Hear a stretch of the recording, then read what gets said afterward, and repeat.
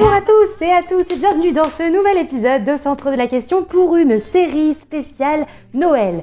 Nous vous emmenons tout au long de ce mois de décembre à la rencontre de divers entrepreneurs, commerçants, artisans du département pour vous proposer un Noël made in Indre. Cette série va se diviser en plusieurs épisodes sur la décoration, les cadeaux, la nourriture et la tenue vestimentaire. Nous vous emmenons donc à la rencontre de tous ces acteurs et actrices du département qui vont vous présenter leurs activités et qui vont vous permettre surtout de mettre la magie de Noël locale dans vos maisons pour les festivités de fin d'année. Alors je vous souhaite une très bonne découverte, merci pour votre fidélité, nous espérons que cette série va vous plaire. C'est parti pour la décoration.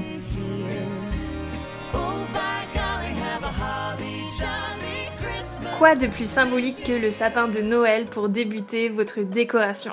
On vous emmène à Ségris, visiter la production des sapins du Berry. Je me présente Marc Etave, je suis producteur de sapins de Noël dans le département de l'Indre, producteur également de céréales en bio. Alors les sapins du Berry, la particularité c'est que l'exploitation est à cheval sur 2 départements, l'Indre et le Cher, et la production a lieu sur ces 2 départements. Je m'attache à implanter en fait des sapins sur des parcelles vraiment où les sapins vont vraiment s'épanouir et avoir une qualité vraiment haut de gamme. Ça y est, j'en veux un. Où peut-on acheter un sapin du Berry? J'ai plusieurs réseaux de distribution, ça peut être soit les jardineries ou les grandes surfaces, mais également des fleuristes, les associations de parents d'élèves, les municipalités, et tous les ans on fait une vente à la ferme sur les 3 premiers week-ends de décembre. Où on communique en fait via notre page Facebook Les Sapins du Berry. Maintenant que vous savez où trouver les sapins du Berry, nous vous emmenons en centre-ville de Châteauroux pour décorer votre arbre ou votre table de Noël. Bonjour, alors je m'appelle Nadine Guillotot et je suis la gérante de la boutique Campagne en Ville à Châteauroux, rue Jean-Jacques Rousseau.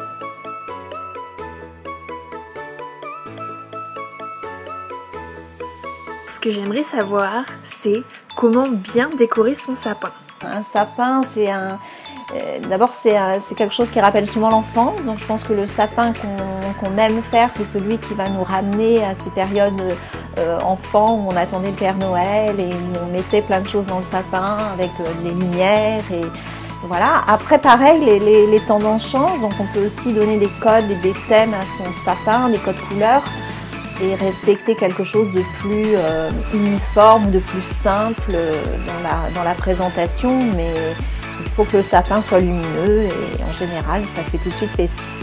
Je pense qu'on a tous hâte de mettre un petit peu de festivité dans notre intérieur. Et pour ce qui est de la décoration de la table, quelques conseils? Une décoration de table de fête réussie, je pense que c'est il faut une table assez simple. Les tendances évoluent, donc on peut aussi aller vers des choses plus nature. Et ça reste, à partir du moment où ça brille un petit peu, où ça change du quotidien, c'est festif à mon avis. Moi j'adore quand ça brille. Mais quelles sont les tendances générales pour cette année? Alors pour 2020, la tendance était plutôt au naturel parce qu'on revient beaucoup à une déco très éco-responsable dans l'idée, donc on utilise de plus en plus des matériaux naturels, que ce soit en termes de vaisselle, de textile. J'oriente de plus en plus ma boutique vers cette idée de produits assez respectueux de l'environnement et de fabrication assez respectueuse. Effectivement, c'est un petit peu la tendance de la période, en sachant que Noël est un classique, donc on restera quand même toujours... Noël n'a pas vraiment de tendance, c'est intemporel Noël. Là-dessus, nous partons rencontrer un passionné de Noël, que vous connaissez peut-être indirectement. Bonjour, je m'appelle Christopher, j'ai 32 ans et je décore la maison depuis des années à l'entrée de Déol. Ça fait un peu plus de 20 ans. Ça met l'animation dans le quartier, c'est joli pour les fêtes et puis ça fait un esprit Noël quoi.